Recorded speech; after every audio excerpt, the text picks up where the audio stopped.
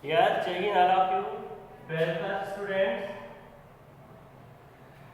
12th class students, as you know, your chapter number 8 running, and chapter number 8 is a disease, human health and disease. ठीक है, तो human health and disease के according हम various type of disease के बारे में study करेंगे.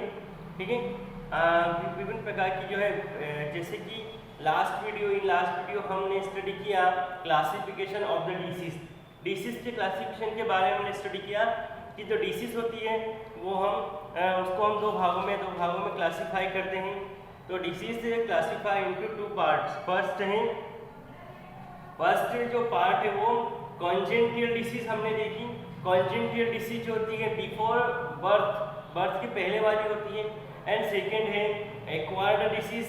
Acquired disease this disease create after birth. ये क्या होती है, बर्थ के बाद, जन्म के बाद में प्रोड्यूस होती है.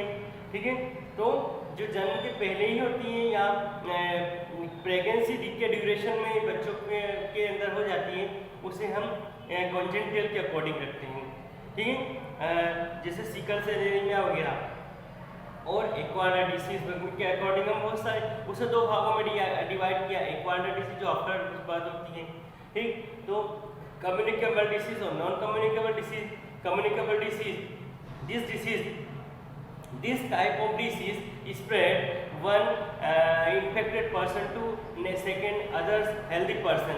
ठीक है, तो इन्फेक्टेड पर्सन से हेल्दी पर्सन में फैलने वाली जो बीमारियां हैं या डिसीज है उसको कम्युनिकेबल डिसीज कहेंगे हम. ठीक है, और नॉन कम्युनिकेबल के अकॉर्डिंग क्या होता है, जो मतलब कि पेशेंट होता है वो क्या होता है, सेल्फ खुद ही क्या होता है, उस बीमारी से क्या होता है, ग्रस्त होता है. ठीक है, और किसी अदर में वो बीमारी नहीं पहुंचती. जैसे फॉर एग्जांपल कैंसर. ठीक है, कैंसर जो है वो इस प्रकार की बीमारी है. एलर्जी, डाइजेशन प्रॉब्लम, ये सभी प्रॉब्लम जो होती है. अब हम इसके अलावा हमने लास्ट वीडियो में ये पढ़ा था कि जो ट्रांसमिशन किस प्रकार से क्या होता है, कम्युनिकेबल डिसीज का ट्रांसमिशन होता है, कैसे फैलती है. तो वो दो तरह से फैलती है.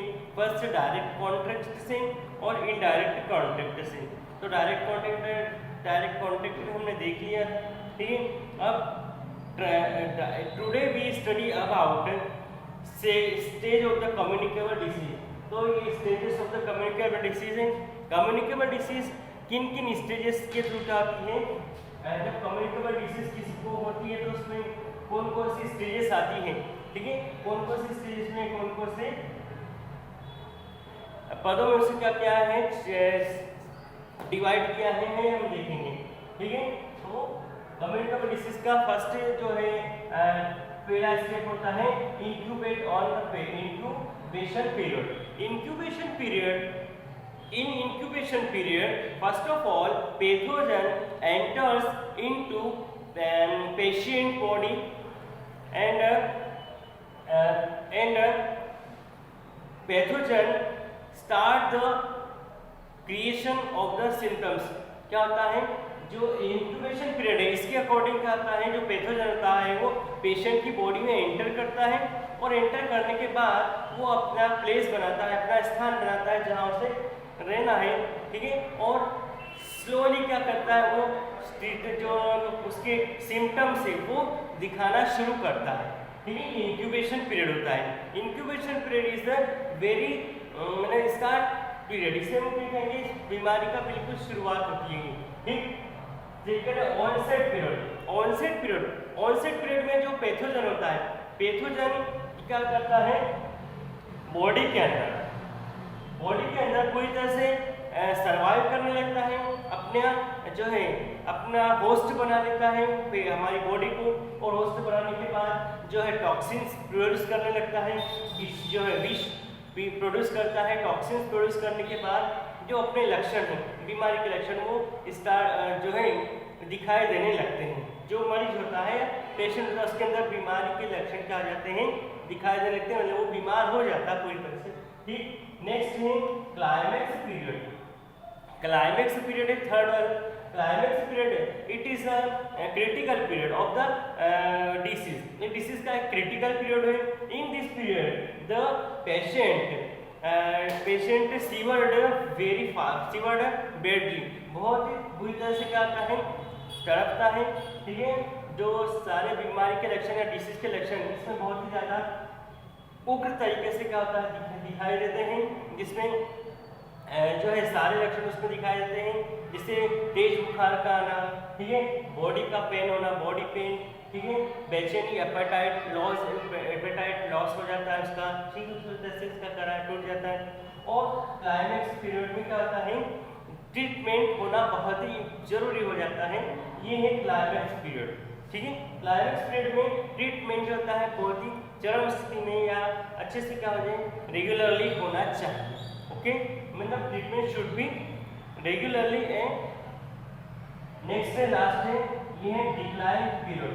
Decline period, in this period क्या होता है, अपना duration of the treatment, treatment के ड्यूरेशन में क्या होता है, जब मेडिसिन क्या होती है पेशेंट्स को दी जाती है, तो क्लाइमेक्स पीरियड के बाद क्या होता है, जो पैथोजन रहता है, पैथोजन कुछ मात्रा में कम हो जाते हैं, कुछ मात्रा में पैथोजन कम होने पर जो पर्सन होता है थोड़ा सा क्या होता है, उसके लक्षण, बीमारी के लक्षण थोड़े थोड़े कम हो जाते हैं और थोड़ा सा स्वस्थ होना शुरू करता है, स्वस्थ होना वो शुरू होता है, मतलब कि थोड़ा सा रिलीफ मिल जाता है, इसमें डिक्लाइन पीरियड, ओके।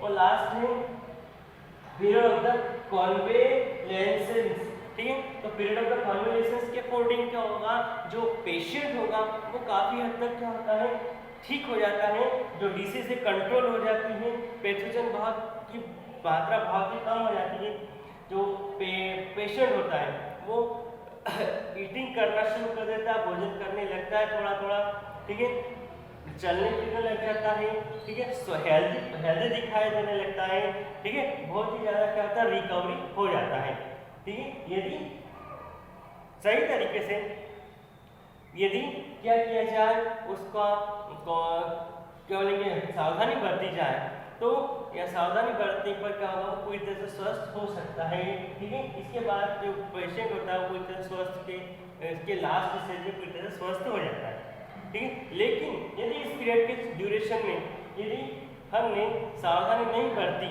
ओके, और यदि परहेज वगैरह नहीं किया जाता है, तो पैथोजन की कुछ क्वांटिटी बॉडी के अंदर रह जाती है और बाद में ट्रीटमेंट बंद कर देने पर वो पैथोजन रैपिडली क्या करता है, अपना जो है इफेक्ट दिखाई देना शुरू कर देता है, और वो व्यक्ति होता है या पर्सन होता फिर से क्या होता है, रैपिडली बीमार हो जाता है, हो सकता है, और बाद में जब पैथोजन फिर से अपना असर दिखा देता है, तो इस स्टेज को बोलते हैं रिलैप्स, ठीक है। रिलैप्स में फिर से बीमार होने पर व्यक्ति पूरी तरह से बहुत कमजोर ऑलरेडी रहता है और इसमें बचना उसका मुश्किल होता है, ठीक है, वो डाई हो सकता है, ठीक। तो ये हमने स्टेजेस पढ़ी है बहुत सारे जो है कम्युनिकेबल स्टेज की, ये हमको लर्न करना है, okay. And next video we study about malaria disease, हम मलेरिया डिसीज क्या करेंगे, स्टडी करेंगे, ओके। जय हिंद।